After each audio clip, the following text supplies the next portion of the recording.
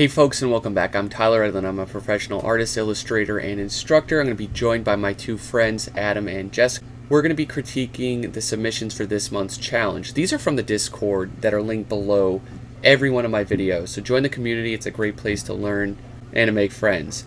So the structure of this video is we're going to handpick 10 of our favorite entries to talk about this month. We'll be getting paint-overs, more in-depth feedback.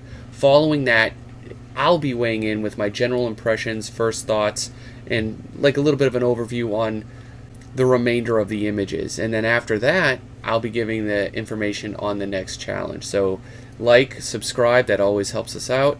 Let us know what you think. What are your favorites? And I hope you enjoy the video. Hey folks, this is another Brush Sauce Theater Community Critique session. The theme is The Lone Survivor from Monster Tower, and I'm thankfully and happily joined by Jessica and Adam today. Hello. Thank you guys for coming aboard. So these are the ones we picked. There's about 23, 24 submissions. We picked these, for a variety of reasons. Most of the time it's technical. Sometimes it's just we really like them. And if images were largely not chosen because they just felt too unfinished. So we're going to go here and see how things work out. So up first we have Albino Croc. This is great. Yeah. Right off the bat. Hitting the ground running. I want to feel, I like 95% of this, but I want to feel more of that light coming in here. I want to see more subsurface scattering on that wing.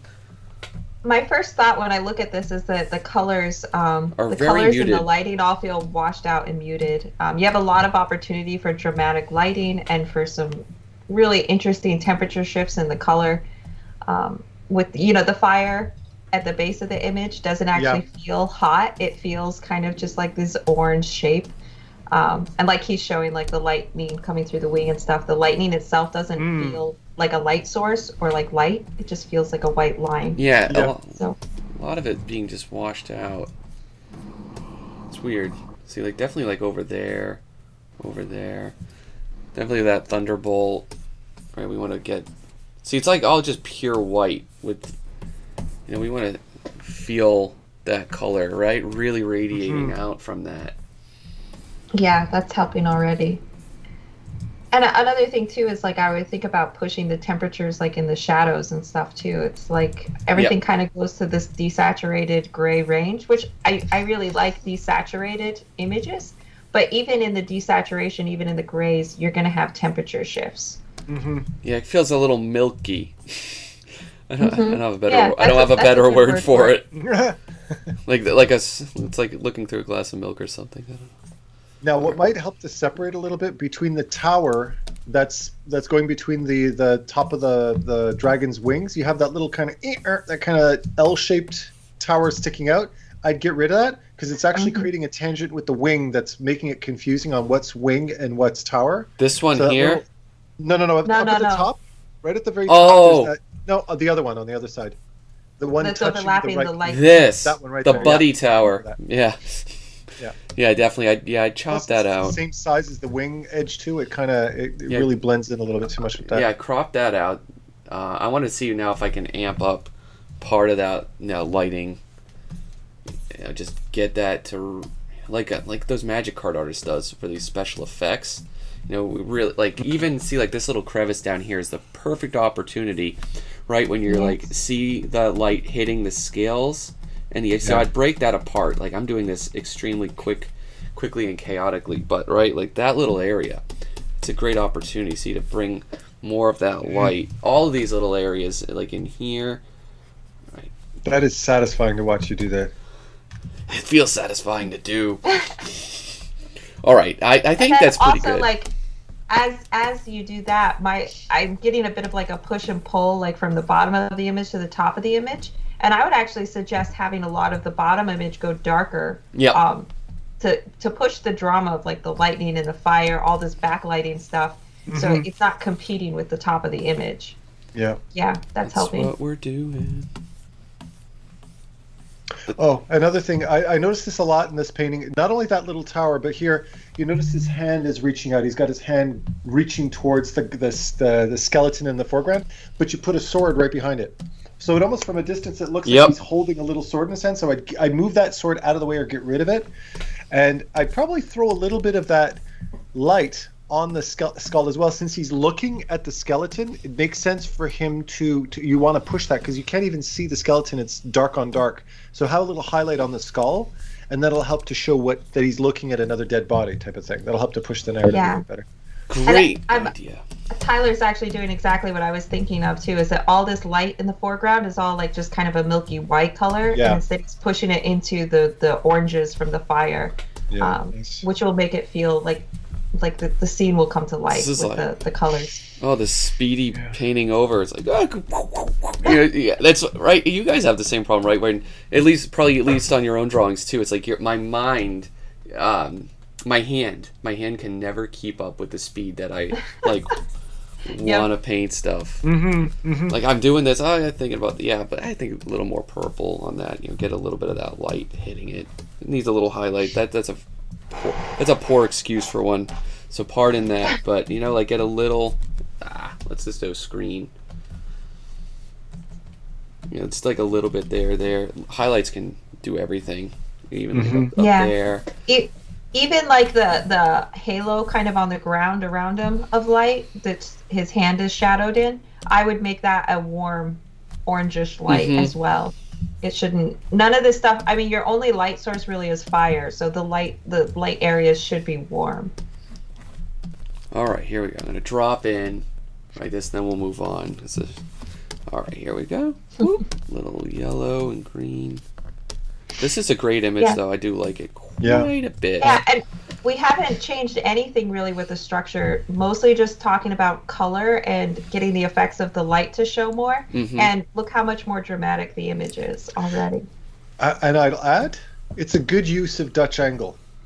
Very often people just abuse Dutch angle. In this particular case, it's the unsettling kind of... Remember, Dutch angle kind of suggests imbalance, because normally our horizon's always even. So if you knock it off, it's usually to suggest a disturbing thought, a loss of balance, lack of equilibrium. This guy's fighting to get to something. So a little bit of the Dutch angle shows the fact that he's struggling more. It's good. It's not just for the sake of it. So really well done. There's also a lot of smaller brush strokes up there, so I'm trying to edit some of those out. It's just distracting. Yeah, I found the shape of the clouds parting around the tower got very distracting as well. Could even bring like an atmosphere in, but that's like a whole other deal. But great submission. Yeah. Yeah, very cool. See, these things are like always about getting them to jump off the page. So it has that contrast to do so. What I like about Crunchy Nuts here, it's actually kind of like a unique kind of take. We have a modern setting. We have like a more subtle approach to the character up here. We have all these. I assume this guy's next.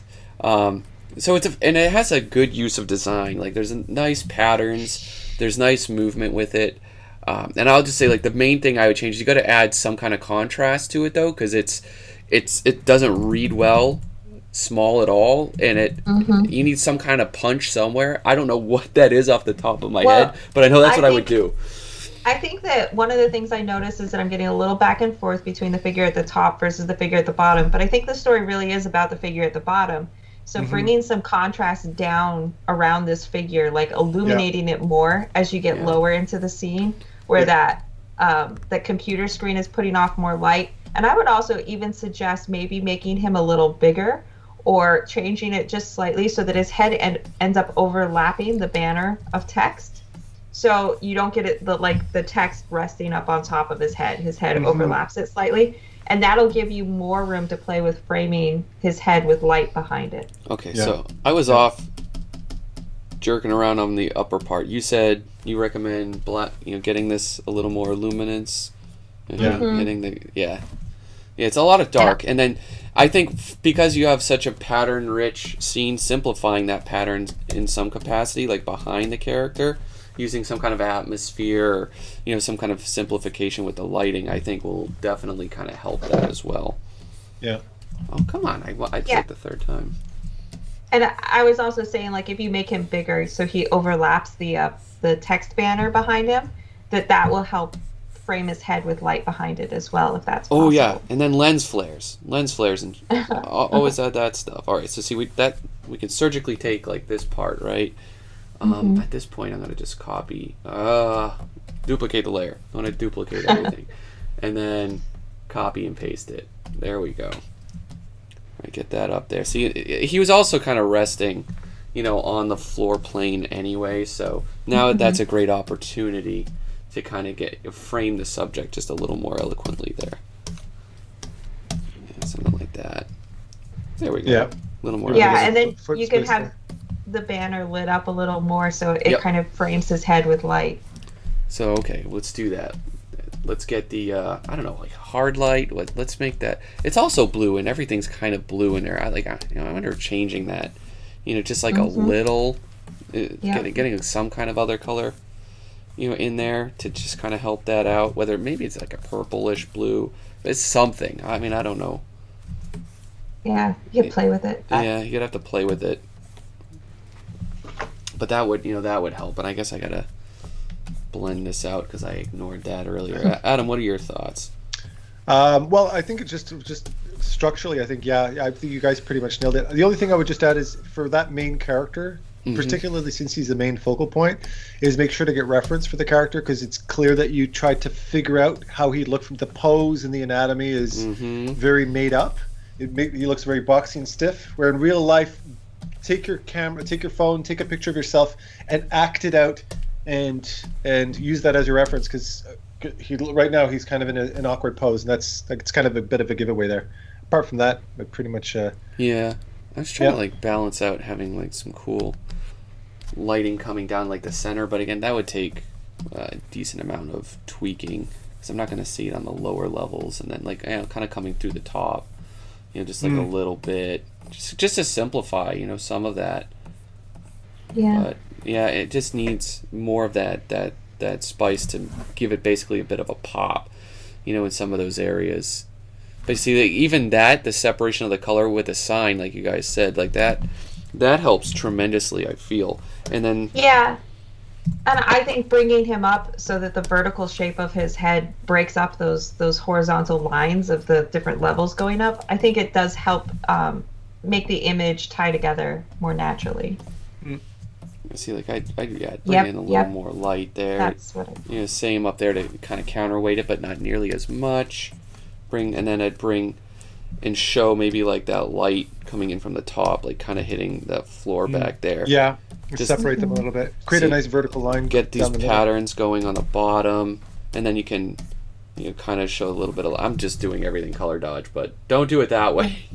You know, but it gets you a nice rim light. I would really put a lot more love into doing the figure, like it does. Like Adam was saying, like to get really good references, but then also like go in there, give us some contrast, like in the face, give us, you know, the acting, you know, give us some specular highlights on the like parts of the face that come forward that the monitor light is hitting it. Like all of your love and attention should go in there.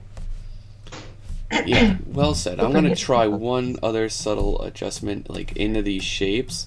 Again, using just like some kind of light, you know, parameter to kind of, again, drive direction and design. See, like, I'd have to do some trial and error to kind of figure out the, you know, the best way that I'd want to do or show that. But I think it is helping the way that we have the light bouncing around in the scene has kind of made it less flat feeling. Yeah, that's the problem, you know, it had before. It's definitely like a little on the flat side, you know, just getting some light, you know, in and around there, create that movement, and then detailing. The way this picture is designed, like there's so much opportunity for interesting lighting bouncing around the scene. So really have fun with it. Like there should be like smaller, you know, little notes of light that you see, like just like little lights and stuff, and rafters and things, maybe potentially like even, I don't know, all kinds of things happening. Banners on the side even. A little more contrast. Yeah, it had a little unfinished sort of look for it, but I like the idea and I like the theme a lot. Yeah. All right, Juan Pedro Ramos. This is cool. A good example of proper reference used for the pose, for sure. You can see where there was definitely referenced. Look at him dragging his head. I think I like this a lot. It was definitely one of my... The fog gets a little... I think you have too much noise, you know, in the fog. It's like, I don't know, like a little too jittery around. I'd get some smoother strokes with maybe even like a little bit of texture, you know, mixed up into there a little bit. And then I think the angle is not my favorite. I think if he was kind of coming at us a little better overall, which I know is a whole repaint, so I'm not going to dwell on that, but I would have gone with like him kind of coming a little more toward us, but... Yeah, this is really well done. I think for me, one of the things is composition. I feel like maybe we're zoomed in just a little too much on the figure to the point that like nothing around, like it's almost like he's just kind of in a cloud, and the box is like right up like in front of his face and right behind the dragon's head.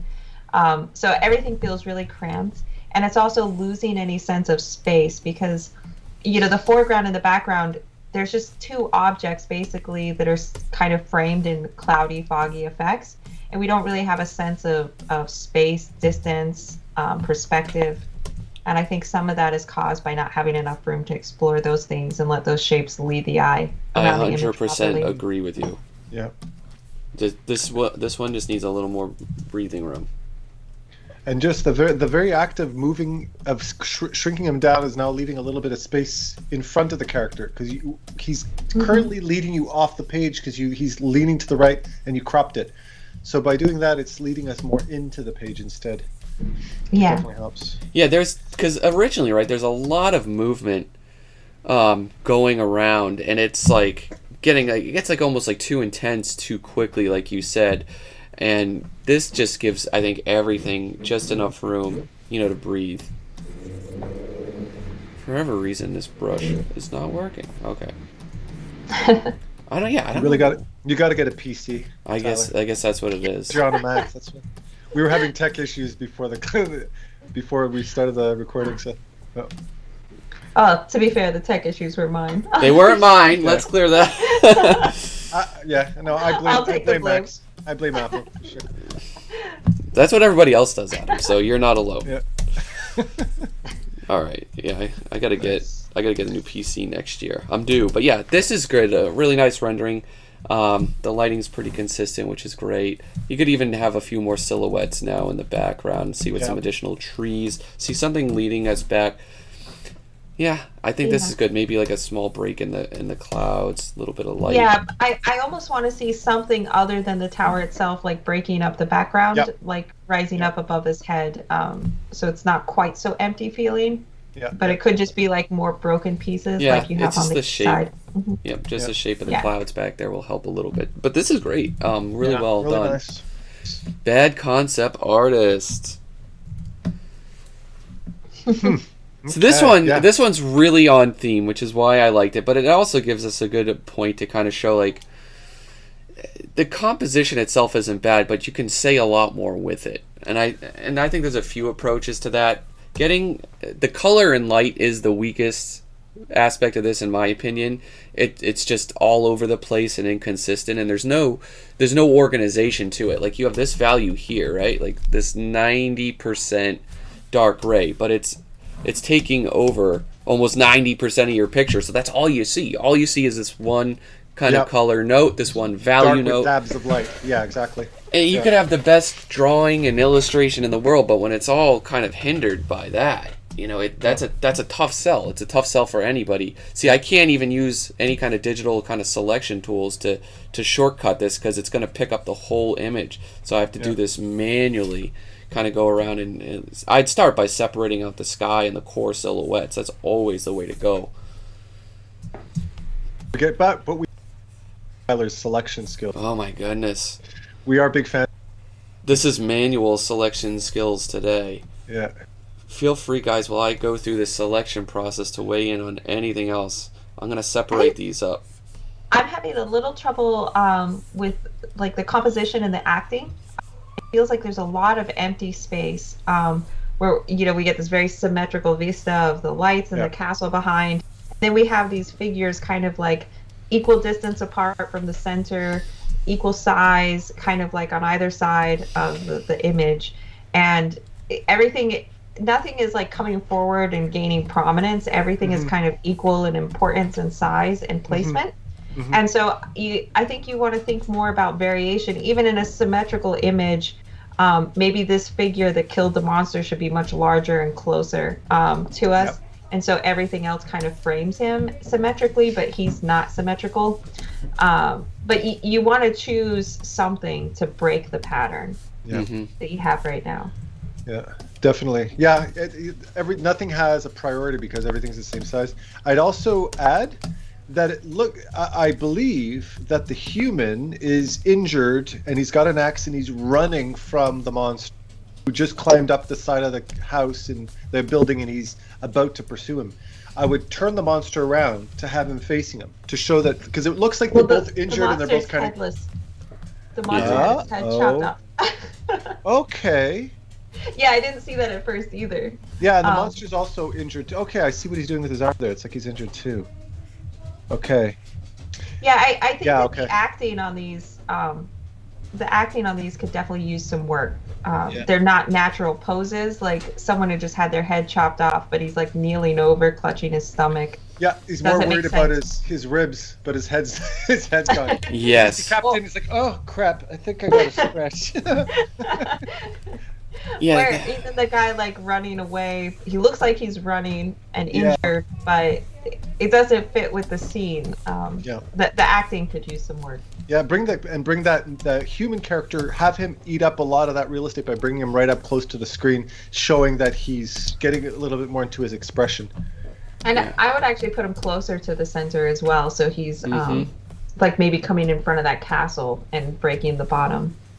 Yeah, just trying to get like some kind of atmosphere, going on in the pit, because I mean like you said, we got to get that separation out. Everything was just too noisy. Interesting how you're doing that. Yeah, I have to fix with my own students. I fix a lot of atmosphere and depth, so I've had to come up with some shortcuts to try to figure this out. And you always have these cool tricks. You got these little hacks that are cool. I like that. All right, so we can do that. So that harmonizes it, and then I'd still knock the opacity down. Maybe. Yeah, we can still knock that down, like you said. But yeah, it's got a lot of structural issues that you'd want to contend with, and then go back and get a little bit of the drawing in, and then like you said, too much of this space is not utilized efficiently, right? Like this is a tower. Yeah. This should go, if anything, maybe all the way up. Add a sense of mystery, make it asymmetrical. When you have everything symmetrical in a scene, it's just not as interesting. So add a little bit of staggering. And he was also having the problem of nothing breaking the top of the image and nothing breaking the bottom of the image. So that helps, like, actually start bringing the image to. And with that said, I'd still chop a ton off. There's just the opposite problem of the last image. It's just way too much dead space, and then you could focus on the acting here. A little quick trick though, if let's say you're doing something for a cinematic shot, like where the aspect ratio is already decided for you and you can't, you can always do exactly what Tyler did by subframing it between something in the foreground. It's like having two big lampposts in the foreground that close in, and they're just black silhouetted lampposts, and that'll shrink it without forcing you to have to change the dimension of the canvas itself. It's a little trick. And subframing. Then very powerful. I would really light up the the different ways of doing the church and stuff. You got to design the lighting on this. Too much of this not enough design, kind of going on. And then you have like the window, like that should have, right? That should have its thing, and then basically all the light underneath, right? These places underneath the sills, underneath, here, and then, right? You can design the shapes really nicely, and then bring up a whole bunch of. This is just quick, scrap that's kind of happening, but. Make the ground wet, keep the fog going. You have a really sweet scene. Add like a little more. That's not the sky I was thinking, but right, just get like something. See, it still wants to grab too much of it, and then what am I doing? Grab this, but something with like a little more of that purple or something in it that can just really add some freaking drama to this thing. Lighting wise, and then we can peel back, so on. And then we'll get that to bleed on the structure there. Ooh, there we go. Yeah, you know, there's a lot of cool things you can do with this. So thank you for your submission. Really cool. Untitled 1 by Seal. Hey, Seal. Much more painterly. I love the brush strokes in this. It's I do. And the color harmonies are nice too. The nice analogous color scheme is really pretty. Very moody. Yeah, I feel like the color choices are really, really nice, and the confidence in the brushstroke is really nice as well. That is why I'm going to jack up the color. These tall, creepy-looking creatures, I just noticed them how they blend into the forest, which I love. That kind of fits into the whole kind of like, you look at a lot of classic paintings of like lore and creatures and stuff like that. I do a lot of paintings about that, and this is very you probably who painted this? Who's the artist? Seal. Look into doing things like look up existing folklore of creatures from different cultures, like I do, and I'm pretty sure you'd be really good at capturing those types of narratives. I really love that. It's got a bit of a Miyazaki-ish, as in Hayao Miyazaki type of vibe to it, which I really think is cool. Really good imagination there. Yeah. I'm trying to simplify some of that structure to get again a little more of that fog going in there to help some of these things just pop out. See, like this, right? This is, I don't know. Yeah. Is this a creature? Yeah, I guess it is a creature. Yeah, it's the creature like looming over him. I would do something with that, right? Let's get that. Maybe have a little light catch it or something just to show. It needs something because I didn't even know it was a creature, and I've been looking at this image for like 3 minutes. That is part of the charm, though. I guess, yeah. That was one of the things I liked about it. Yeah. I'm such a blunt person. A little bit of contrast there.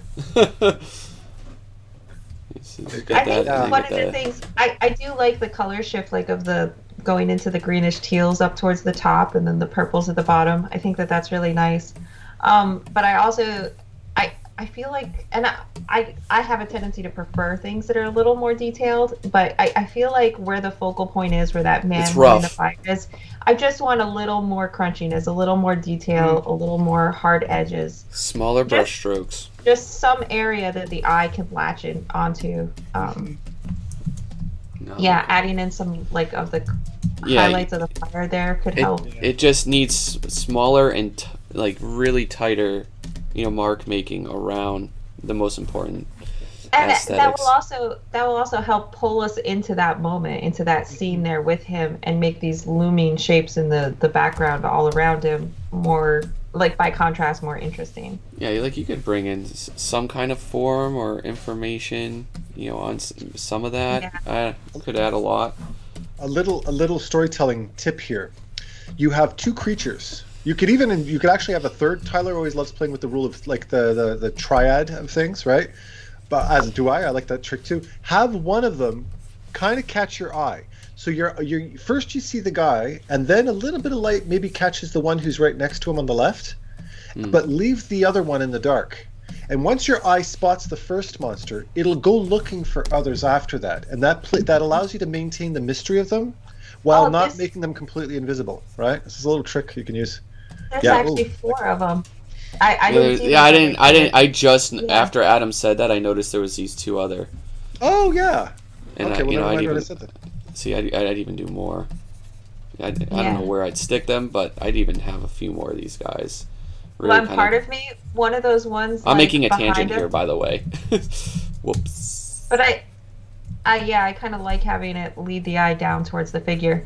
I don't know if it would be cheesy or not, but I almost think it would be cool if like one of those smaller figures had eyes, like glowing kind of fire-colored eyes, maybe. Oh, I 100% want eyes on those. Yeah, like looking out of the canvas at the viewer. And I think that would, like, I don't know. I just think because it's a spooky image, and that glance in the dark can have a strong emotional impact. And if we could add a little bit of a Soulsy type of creature design into that, give them a blank stare. Like make them perfectly circular, kind of blank eyes, just kind of looking at you. So you can't distinguish whether it's friend or foe. Yeah, that could be cool. I like that. Have it just catch the torchlight or something. Yep. Like the animals, the way they reflect the light back. Excellent painting, Seal. Yeah. This is really fun. That's really fun. Camillus, I like this one because again it's well crafted. It goes far off the the narrative for what I was looking for, but I respect a lot of what you did here, so we had to pick it. Yeah. I can definitely see a Marco Bucci influence in this, with the simplicity of the character and the color notes. And the tower. Really nice. It's very, very brave. I like that. Yeah. I think one of the things that catches my eye immediately is the composition. The way that the windowsill is resting above his head. It's creating a weird tangent, but it's also creating this feeling of like this awkward space above him. It's not leaving. Yeah, it's distracting. And I think I would knock back a lot of the color, like in. Let's just do it with the window. Let's just bring it all back together just a little bit, right? Like I would even say like a curtain or something back there could create a nicer shape to frame the head. Yeah, that helps. Like a little bit more. Yeah, honestly, if that window wasn't there, it honestly probably be a lot better. I don't know. Once you said that, I can't unsee it. It wasn't the initial thing that I was like, but it's like, yeah, that's all I can. It's just it's fighting for so much attention, and it's not a shape. It's a big shape. Yeah, it's composition. Like, so maybe like if you had like a partial window open, like again, there's like a shutter there, right? So you like can have some kind of elements like there, and then even have like objects. Yeah. Like plants up there. You got to break up the shape. It's just like such a big, bold shape, and it's trying to steal the show, from the character. And what you've done too, Tyler, is you've opened up an opportunity by closing off that, by restricting the light. I notice I've been studying a lot of this photographers that use shutters to really close in the light. And they're doing portraits where the light's just kind of hitting down the middle of the face, but the side, everything on the side is all blacked out. Just having this thin shaft of light that's shining down and just illuminating them through the middle, right through the little figurine he's holding, could be really strong, and vignetting out the sides. Yeah. Yeah, really nice, it's called the vignetting squad over. Yep. Let's do it. Right? That's way too dark and gross, but Pixar plays. This guy has a bit of a Pixar-y vibe to it. Pixar does a lot of stuff like that for mood, to create a little intimate space for the little boy, right? His little imagination place. Yeah, something like that. So you get and then you can get a little bit of like the radiosity or some of the bloom, and stuff from the lighting hitting like a little yellow, and because he's got like that hair, right? So you can get like a little bit of a pop. Right, to these components, a little up there, side over there, and then like maybe like a little on the little more in the can, and then you could soften just a little bit over there, which I would do with probably just like purples and stuff. Add a little bit of noise grain and little things like that. You could do a lot with this. You just soften that. I would say too, generally I feel like they've done a good job with these nice like brushy textures and stuff, but there's a few areas that it kind of falls apart for me, and I think the hair is one of them. Where the spikes of hair kind of all have the same shape, but then like at the edge you have like these weird halos, like little artifacts where it didn't, like the shape around like the edge of that hair isn't designed well. And cleaning that up and being more conscious about where it cuts in and where it cuts out will create a much nicer effect, I think. And then also in the hands and the figures, I feel like instead of it feeling very intentionally loose, it just feels kind of muddy, like it hasn't quite... There is a little mud going on. Instead of the brush mark defining something important, they're just kind of scratchy shapes instead of being well-defined. Yeah, and as well, that again, another example of that you didn't reference them, because his hands are... You overemphasize the knuckles, so he looks like he's got arthritis, right? Yeah. Which would be very tragic for a little 5-year-old boy. But... We're not judging, but he's got like big fat knuckles, and that's because you were thinking hands instead of observing hands. It's particularly at 5 years old, kids have very, like even my hands, delicate. They're smoother, right? Those get those big knuckles that make him look like he's got either arthritis or big gloves on, or allergies, So. Or he's Wreck-It Ralph's kid. I love what Tyler just did with. I want to make note of it real quick. Putting stuff outside the window, so it feels like there's a world beyond. Just like, the room that we're in, I think, is very important. Yeah, it's tough shapes up there to balance. But yeah, it's a great piece. Really nice. Yeah, it really is. Angel, you're up next. You said the world beyond, I was going to break into song, and then I thought, no, I'd probably get banned from doing these. Never. Shut up. There's like most of the time I actually advocate for doing some kind of like trifecta of like movement and emphasis in a piece like this, but I don't know, like there is definitely like this shape, you know, kind of going on with those, but at the same time it's like, you know, what I kind of want to know more, like what is actually, what are we emphasizing? They're all kind of like, that's there, that this has got a little more emphasis, so I'd say this is the first priority. But then there's like these two, you know, I don't know. It's like a few weird compositional it's like things. A few pieces are fighting for attention and to be the heart of the piece. I think that the girl and the dog is probably the heart of the piece, rather than the crazy monster in the background. I would suggest making her larger, like bringing her forward, because there's a lot of dead space, or maybe even just cutting in, like cropping the image. Yeah, I was gonna do that too. Let's try option A to get us going. Yeah, like if you want to give off that kind of a Last of Us type of empty world type of thing, again, you can subframe things and add foreground objects that block out some of that empty space while allowing her to stay small in the frame. Because like you said, this is a road, so it feels like there should be like a broken, rundown car or something over here. There should be like a road or traffic sign. You know, I don't know what this is. It's a car apparently, but it's a blob. It's a shape. Yep. But it needs like, you know, I also think when you were doing that, when she was off, like when she wasn't directly underneath the monster, she was a little more to the left. I think that helped the balance a little more too. The fact that you have these two main things. No, the other way, like towards the posts. Yeah, I think just taking her so she's not directly underneath that like vanishing point underneath the creature. Like too many things are all going to that same spot on the picture. The edges of this are quite a mixed bag for me. You got to get. I know they're supposed to be softer. It's a lot further in the background, but things are like this building in particular. It's for most applications, I'd say it's still just too rough, and you're gonna want to clear that up. Also, softer doesn't always mean rough. It can have a smooth edge, but it can be softly executed by not having a lot of contrast in the value, rather than just like having it not be well defined. Like if these are trees, they're not working yet because they look like, you know, they're too mushy. There's not enough definition on what's kind of getting established with them yet. So like it just needs something to kind of wrangle them in. So like see here, if you take that shape, and we are going to show maybe like some kind of semblance of light hitting them. I don't know, just like a little bit of purple. It just needs like a little something. I don't know about that much purple, but it's hard to. They're just too messy, I think, and they just need a little more of these shapes to help break them apart. I'll try screen, why not? See, just like smaller, controlled brush strokes overall, you know, would definitely benefit, you know, a piece like this. See, like even in here, like they get it's a little bit of sharpness. Everything looks like it's got like a mud. See, like even the characters, like sharp edges. This is all too soft. The sharpen filter I don't think is enough, you know, to fix a lot of that. It will help, but it can't do all the lifting.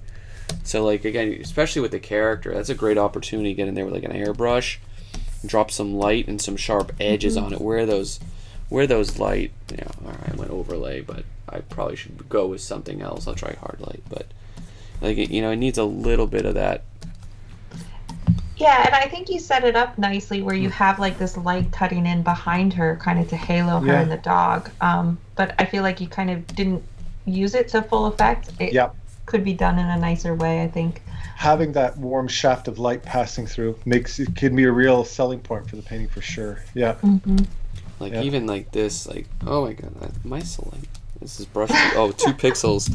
I couldn't see what I was doing. Yeah, you know, like getting some of that light really just affecting, you know, some of these areas like we were talking about. But yeah, it's a cool kind of dreary sort of piece. It's just it's rough around the edges. Yeah. And I would also suggest on the far side, the more empty side, having something break through the bottom of the canvas.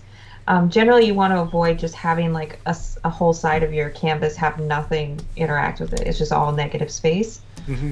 So something like pickup truck, right? Anything. Old car just sitting here, have to see a tire. I mean, break this line because now that's making something. So you could have like boxes or trash, or again, even like a sign. Something. There you go. Mailboxes. And it could even be as simple as like one of those power posts, like coming in at an angle from the bottom of the canvas. Yep. Like empty for empty's sake. I don't know. Like, see, it doesn't even need like that building, and then you could recrop, the creature, drop that in there. Even this would be a lot more impactful. Just redraw, scale the creature, and it's way better.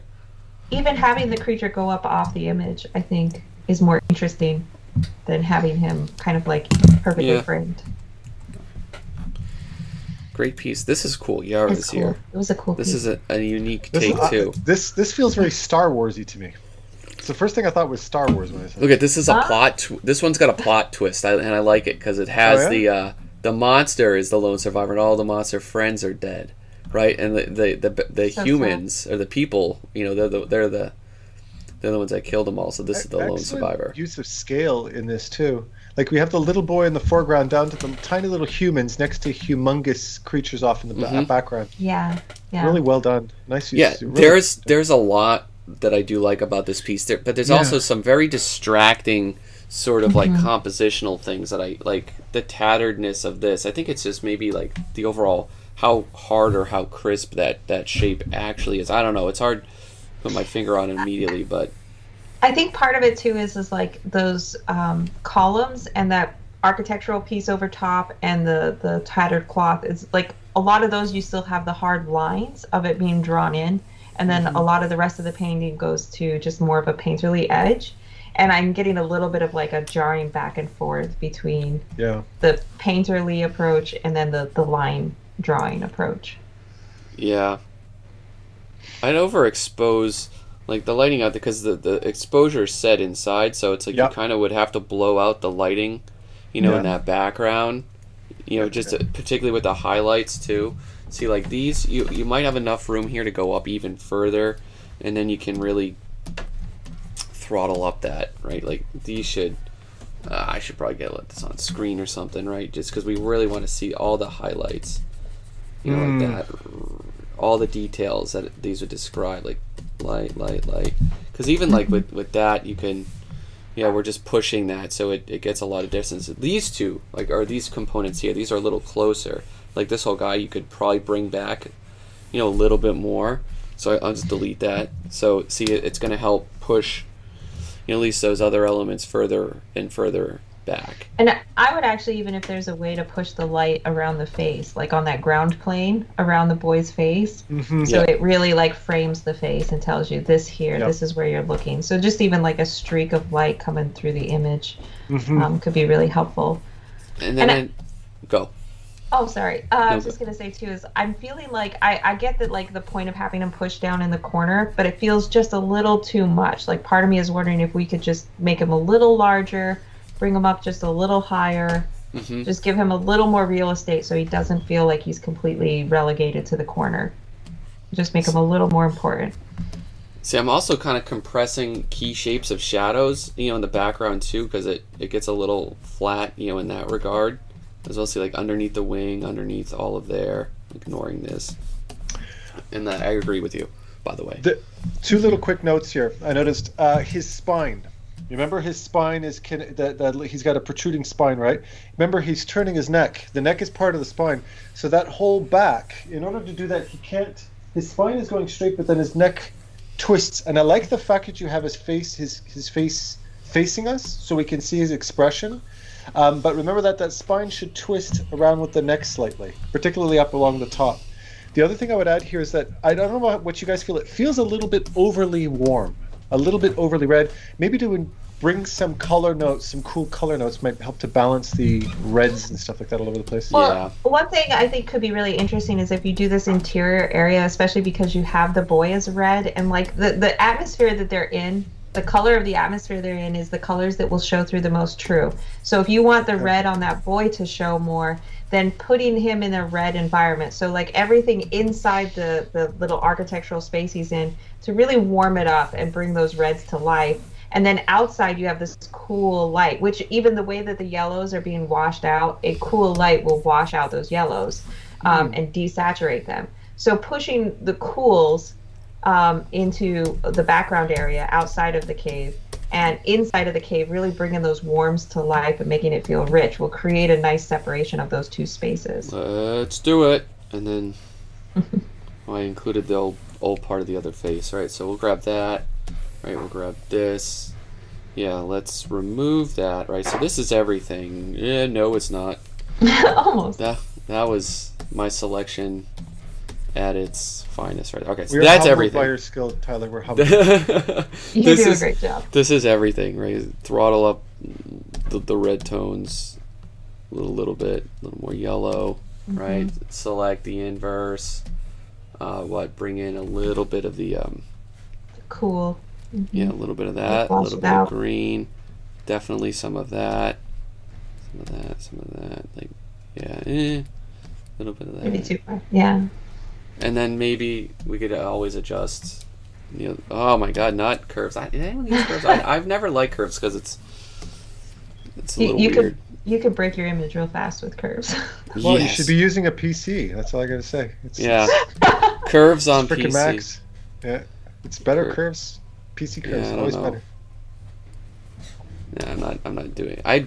The intensity. You could go brightness and contrast. Sometimes you can kind of play with it. Yeah, I'm trying to bring that down a little bit. See, like that. You could actually apply a lighten layer and bleed a little bit of cyan into the shadows of the beasts. The shadows, like the shadowed areas of the beasts. Like I'm looking at that one that just to the top left of the little boy, and having the shadow of the inside of the hair, or inside of the wing. Just a little bit of cool cyan in there could really recede it a bit. Yeah, you have to be balanced a little bit more.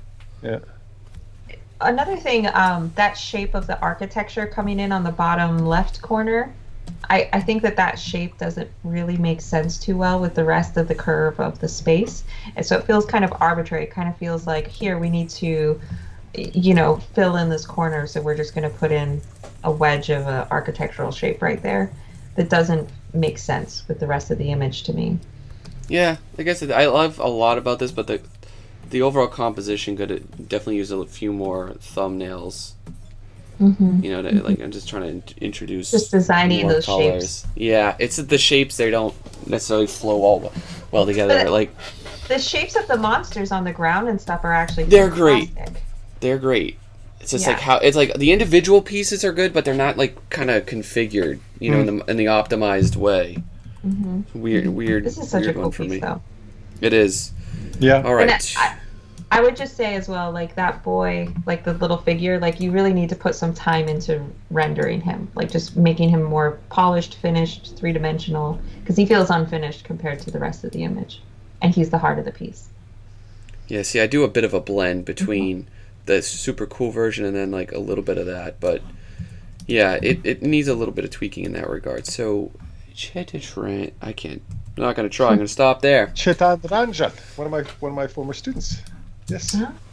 This is good. This is a cool piece. This is good. Very cool. I like the setting in this one. I think they went with a different approach than what a lot of people did, and I thought it worked pretty well. The idea of like this broken open tower, this guy at the top of it. It makes me think of the top of the top of the shrine in Dark Souls. Dark Souls 3. You can climb up onto the roof of it. It kind of makes Adam, I wish I could have pre-ordered the PS5 so I could get the new Demon Souls, but I couldn't get a Demon Souls gameplay was out today, by the way. They just published some new gameplay, it's effing. Yeah, I have to get a pre-order on. But it's hard. It's too hard. They're out everywhere. Listen. If it's anything like the 3080 launch, we're not going to see them until mid 2021. The scalpers are butchering sales right now, so just be aware of that. Well, that's what I figured. I'm not going to get one until I can like walk in the store and just kind of get one. Yeah. This shape here isn't it's annoying the heck out of me. It's just so distracting. I don't know what I'd want to do with it, but you know as well. Maybe have it cross behind the tower. It's got to do something. It's just not working. Yeah. Also, I feel like you kind of, what it looks like you have is you have this plane. It looks like you might have used 3D for that top platform, and you had a plane, and then you just added elements kind of all small little sizes. You're kind of scattering armor and stuff. Immerse yourself in it. So like imagine the camera being held, shooting this, is behind a piece of armor, and you can frame out a whole part of that scene with part of the ruins, part of the armor, and close it in because we have all this negative space that isn't serving much purpose there, right? It's just it's just void. We could even probably down here. Yeah, yeah, let's do it. Yeah, get some nice dark ruins. Like, see, like even like that could work. I think it's just upping.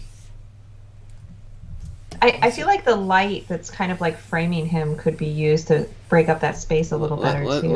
Let's see. Let's see what can happen. We'll start with this. Cause like I couldn't put my hand up, but like it feels like.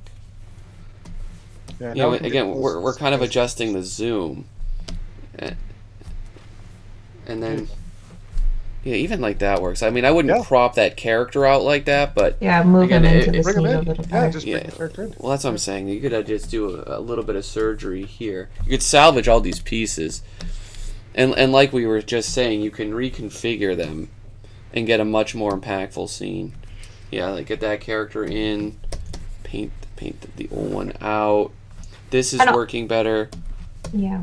You can see you can even do this. Have that still kind of be there. I'd even have it, to vignette it on this side as well, honestly. I think it just fits, really well. Get this character, into there. It feels nice and ruined. You get little small bits and crumbles, and the wall needs work. It's nowhere near the level of finish that you have in here, and you want it overall to be, you don't need the same amount of detail, for example, but level of finish should be kind of perceived the same. This just feels unfinished is the problem. And you need to get the texture of that working. And it's also, you've chosen like the expression on this face, the lighting on this face, the way that he's framed. That's the whole story right there, but you zoomed way out from it instead of like bringing us into that moment. And here, there's a lot more room to play with the beautiful lighting you have set up with those clouds coming behind his head and the light like scattering on the ground around him. Like you have a lot more room to play with those things that actually make this an interesting, beautiful painting. Yeah. See, like I'd get a lot more perspective going on in this bridge. It wasn't done or handled well. And also the light that you're illuminating the character with, the human character, you should also have that same light hitting the guy on the ground, because right now you've got a dark purple and a dark blue, so we really don't see, and it really deprioritizes the monster. So have some light hitting him from that same angle on the sword, on the face a little bit, the chest. That'll help to make him pop out too. Yeah, for sure. The other thing too with this is like this shape, I'm not sure, like there's a lot of just weird shapes back here, and I think the more that gets simplified the better. Like see, like the tower works, so, like some of these I don't know what's cloud and like what this white part is, so it's like again I'm trying to bridge these pieces, literally bridge these pieces together because it's part of the story and narrative here, but there's a lot of uncertainty that I have with like what is actually going on, in some of these spaces. So like that, the colors they kind of shift really dramatically, and we want them to be. So this ruin main tower. See, like if this is a cloud, probably just bring it all, in a shadow, and then balances the light on the top, like that. And more shapes there, but yeah, I think that's gonna work a lot better than all of that. Yeah I think this has a lot of potential to be a really cool painting. You just gotta push it and push those lighting areas. See, like this needs more. You can't that and the wall and the cloud's too much. You need a little more, kind of counterbalancing that, and then just a little time just painting some nice clouds back there. Just kind of, a little bit emphasizing that movement and stuff like that. Bring out a little bit of light, down there. There's a lot of things I want to do. Just a little time today. But excellent job. This looks like it would be a lot of fun to paint. Like yeah. All right. This immediately, I immediately thought Fight Club when I saw this. I love fighting and I love clubs. Okay, first comment. He's reaching and he's swinging the fire extinguisher. I'd scale the fire extinguisher a little bit since he's using it as a weapon. And you notice how both of his arms are kind of overlapping, which creates one shape. Separate the arms, create some negative space between the arms. That way we'll be able to read that he's holding it up like that for sure. Pong. Yeah, like get that negative space in there, like that. Bring his coat. Like, a little more movement. Shape. It's a little stiff, and then get the arm, out like that. You gotta sometimes you gotta bend things a little bit, and the tube too. The hose is hanging a bit. Vertical lines create a sense of stillness. So by having it up, it's showing that he's swinging something, right? Yeah. You could do a number of different things to that, but yeah, this is really cool. This is a nice use of the light coming in from the windows. Structurally, this has everything where it needs to, but it's just gets too rough in too many places when we actually zoom in. So that means for you, all you got to do is get in there and do some serious painting and texture work, and make it look again very evenly finished. And I think it'd be fine. Yeah, and I'd like to see one or two of those zombies kind of come into focus. Maybe the one on the desk and the one grabbing his leg. Just give those a little more love and attention so they gain a personality of some kind. Like the one grabbing onto his arm, or grabbing onto his leg, to give him a little more of a face, a little bit more of a personality. Instead of them all just being generic zombies. Yeah. The one on the desk, I think, has the potential to be really interesting. They're in an interesting pose. They're framed in an interesting way. Yeah. It's weird. The character here almost seems like a bit of a different style than everything else, too. He's very comical in a way, and everything else has a fairly realistic, sort of sense to it, So I don't know with that. I'm trying to actually bring down, just even more cools in the background, just to kind of sterilize things a little bit more. The warmth is making it almost too much. Probably have to see if you bring that all down, just like a bit, then that will leave more room, when you're in there to do something you could bring in a deeper, thicker atmosphere into parts of that. But yeah, overall though, this is really well constructed. It's pretty fantastic. I'll lighten, bring a little bit of that color into there. Yeah. And then if you wanted to pump up that horizon line, remove the cool on the horizon just to kind of bring in a little more of that sunlight or something. Yeah, sure. That'll work great. If you neutralize it, you can play up the subtlety of what the light's, really doing in there. And it's very cool in here anyway, so it'll kind of balance each other really, really well. But yeah, this is nice. Just tighten up some of the shapes are pretty good, but again, you see too much awkward brushwork here and there, and just a little, 2 to 3 hours of just crispening some of that up, adding a little bit of detail here and there, and unifying part of the character. This will be fantastic. Maybe get a bit more blood trails going on in there. Everything's almost too clean, even though you got some paper scattered and stuff. But yeah, I get a little more blood going on. Yeah, a lot of fun though. This is really good storytelling. It's great. And not only that, but we can empathize with that character. You've designed him in a way that really makes us connect with him, which I really like. It's not just a generic character, which is awesome. He's Carl from accounting, Adam. Carl from accounting. All right. You could do 2 players. All right, guys, we're back. We've chosen our finalists, or our favorites rather. So yeah, I chose yours, Albino Croc. I love just, it was already very solid, and with a push, it'd be the type of image that I personally would gravitate to. And again, it's well constructed, hits the theme perfectly, and I think it's fantastic. Jess, what was your favorite here? I chose this piece. Was this by Seal? Yeah. But yeah, I loved this. I love the mysteriousness of it. The shape design is just really beautiful. The way everything's framed, the brushwork, the color choices. I just thought this was a beautiful image, and I think with just a little pushing, this is gorgeous. Yeah. Which Adam? What is yours favorite? For me, I picked the last one, the one with the zombie attack. I just think, just from a visual storytelling perspective, I really feel like I'm caught in a moment in a movie which just made it a lot of fun. And I love the way you approach that character. He's really nicely designed.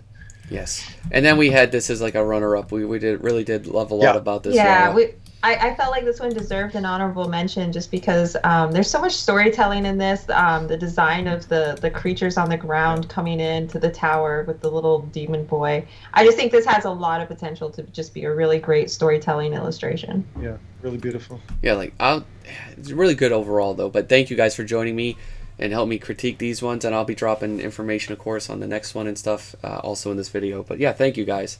Thank you. Thank you. A lot of fun. Alright guys, so this is the part of the challenge where I'm going to go through all the ones that weren't collectively selected by Adam, Jess, and myself, and I'll give just a little bit of feedback and just my initial thoughts and the impressions. But again, I'm just one person, so do take what I say, of course, with a grain of salt. So I'll open these up in 2 or 3 sets. So first up, Adrian. I like this. I think it actually is pretty fitting with the theme overall. I definitely think you know, seeing some of your work before and seeing how you've improved with the overall sense of the design and scope of this picture, I think you're on the right track. But it's going to, in my opinion, need substantial amounts of work and cleanup and fine-tuning. The snake itself, for me, comes off as the most awkward bit. You'd probably want to do something a little more, you know, menacing with its posing, its gesture. It's kind of like just open really awkwardly right there, and you see like a little shape here. So that's the weakest part of the picture, and it's a huge part of the picture. So I definitely think it needs some addressing in that regard, and you're going to have to do something with this stand-in character. You just need to put more time, more acting, you know, into that part, and then tighten up, in my opinion, some of those brush strokes, particularly in the background and the ones closest to us. All right, so Bean, I love this. This has got very nice, delicate color palette. I think it's well crafted overall. I think the part that you could definitely improve upon in this regard, in terms of on a technical side, is definitely your use of materials. There's nothing that really separates, for example, this being stone from this being metallic to this being kind of chain link to this being like a material like a fabric to this being wood. They all kind of have a very kind of similar sort of aesthetic like approach to it. You have some shapes and details in there that make it distinguishable, but it's not how light works, it's not how light reacts. And if I had to improve personally one thing about this, that it would be how you're rendering light on materials, because you got great storytelling and the composition's really nice too. I do like that part of it as well.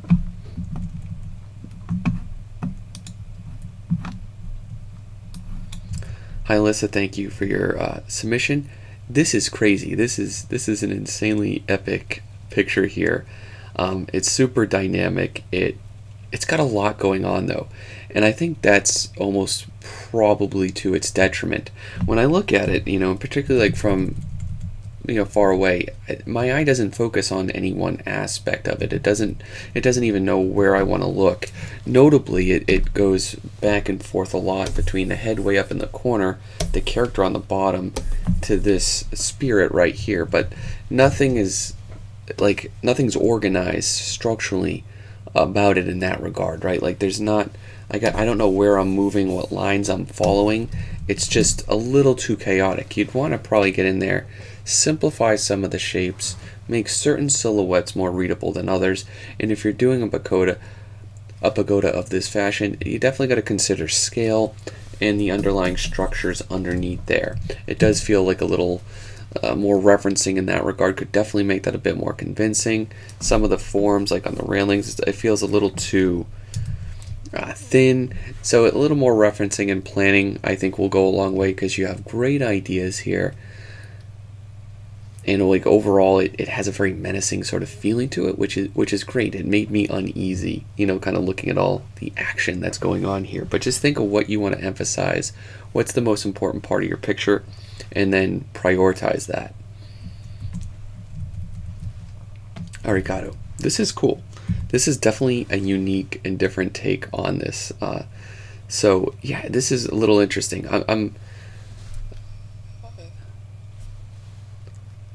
still don't know what exactly the story is here. Clearly, like the Medusa snake ladies right there.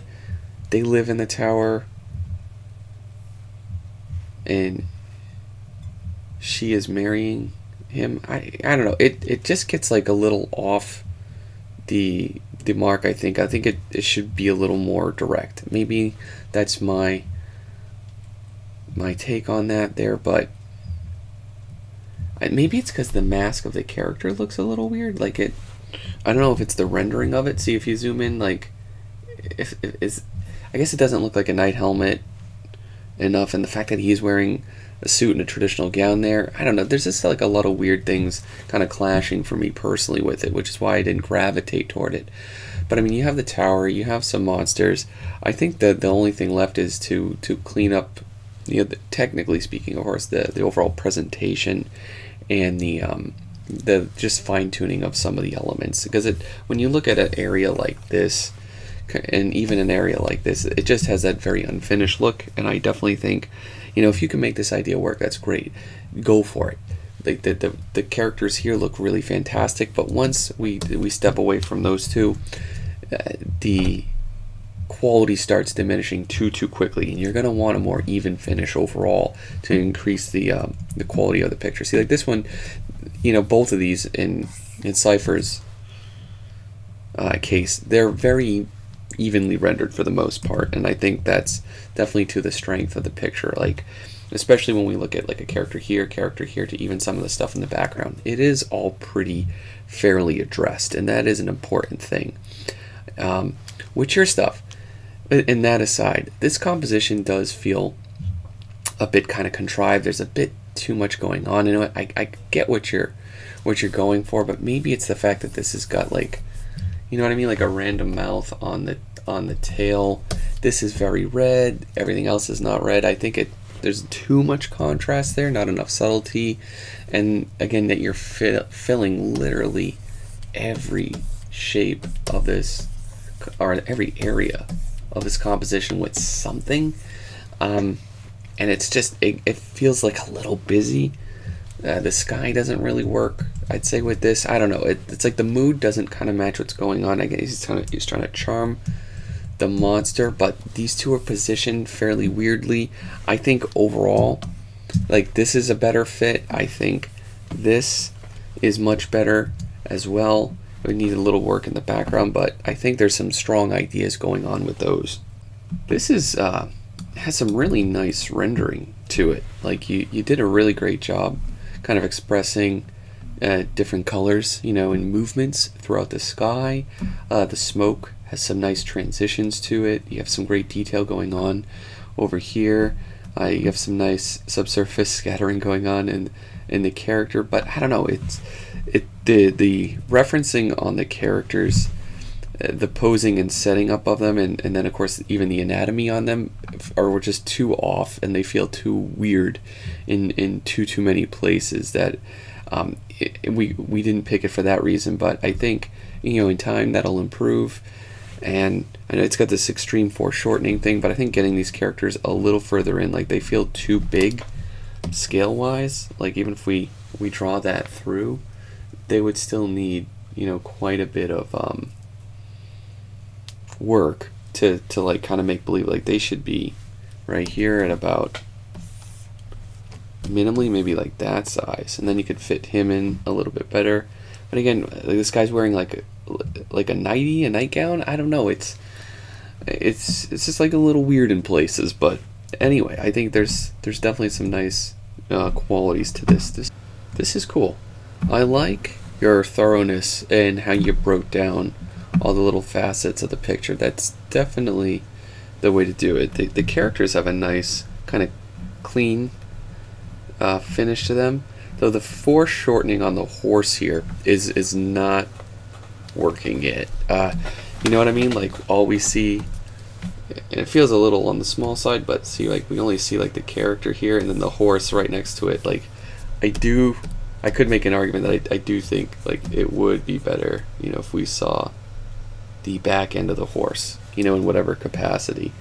So I would personally try to adjust that, and then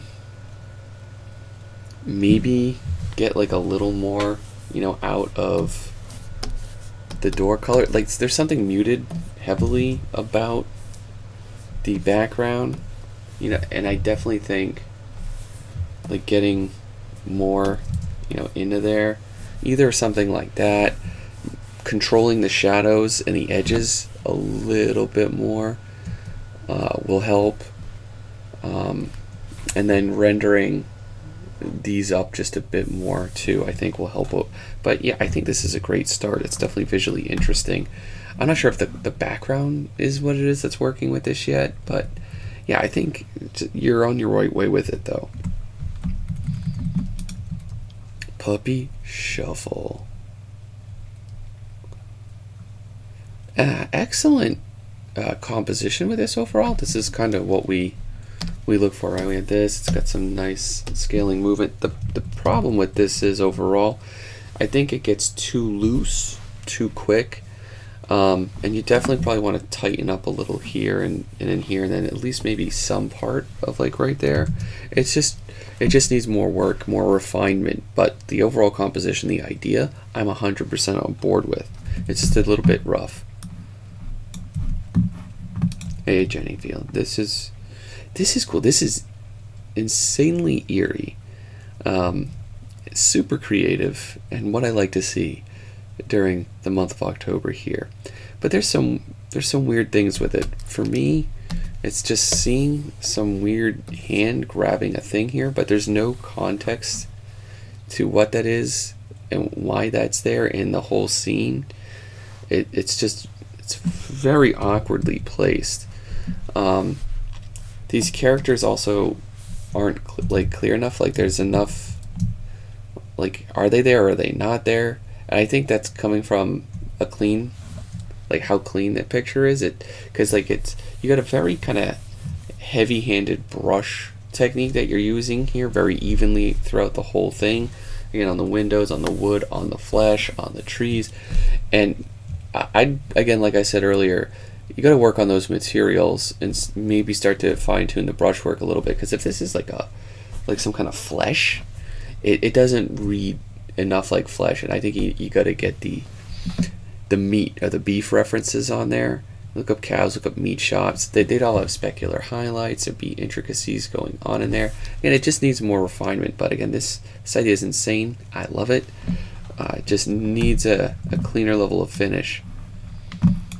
Josh, okay, so this is interesting. So this is like, it kind of reminds me of that new game that everyone's been talking about, right? Like the isometric top. Hades is I think that might be the intent here. If it's not the intent, then I'm completely off the mark. But again, I love the idea here. I think it's even a bit clearer, and like I like this shot. I like actually all these shots more. There's just something weird about this one. It doesn't, like having these lines, you know, like is it connected to the head that's also connected here, but there's red tower, red.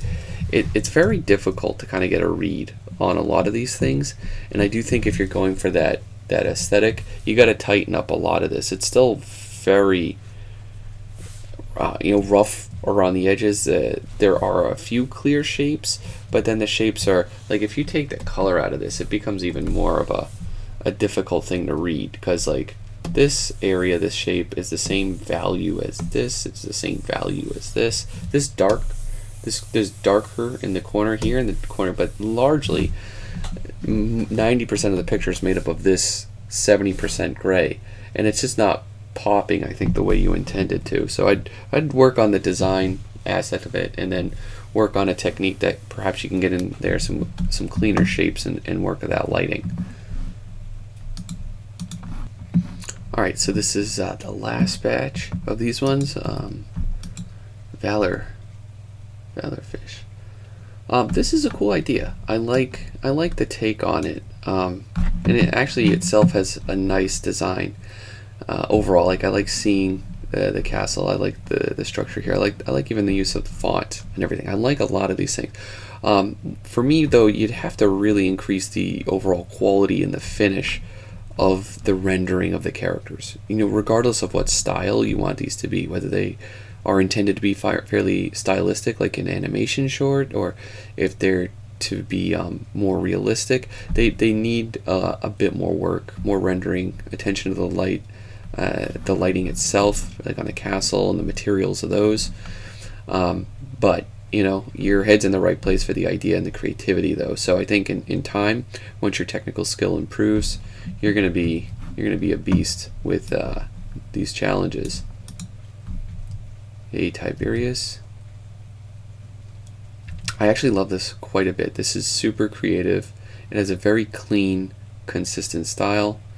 I don't know, for whatever reason, it just kind of eluded us on this one, but I think, you know, for the most part, this hits all the marks. And it's actually pretty well done. I think you need more and cleaner contrast, perhaps, on the characters. The lighting up in here gets a little too warm, a little too generalized for a blue light in a blue night with a rainstorm. So a lot of this is, you know, a little too warm and lose a little of that connection. I think if you can push and emphasize the texture of this creature, that could definitely add a whole new life to the picture. But I mean, the drawing in this picture itself is exceptionally well done, and the overall idea is really cool and creative. So yeah, keep up the great work.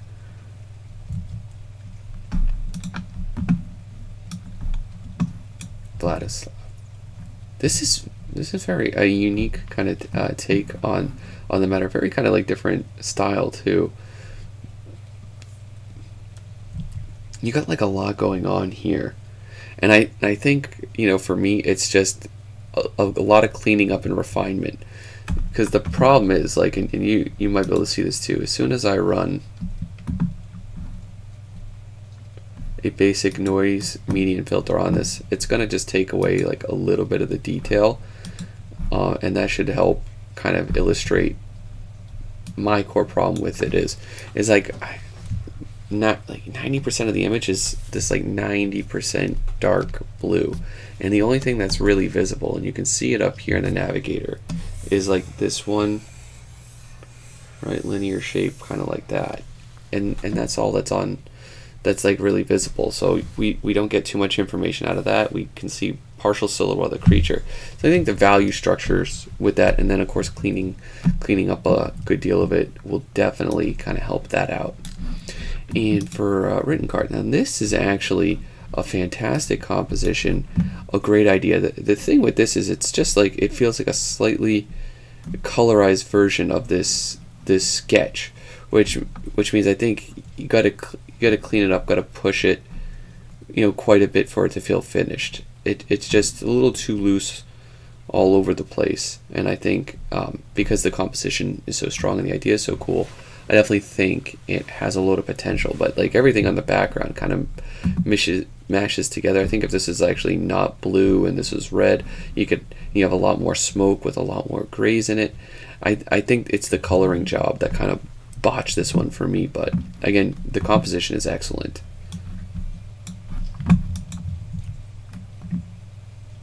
Hey, Jefferson, nice planning.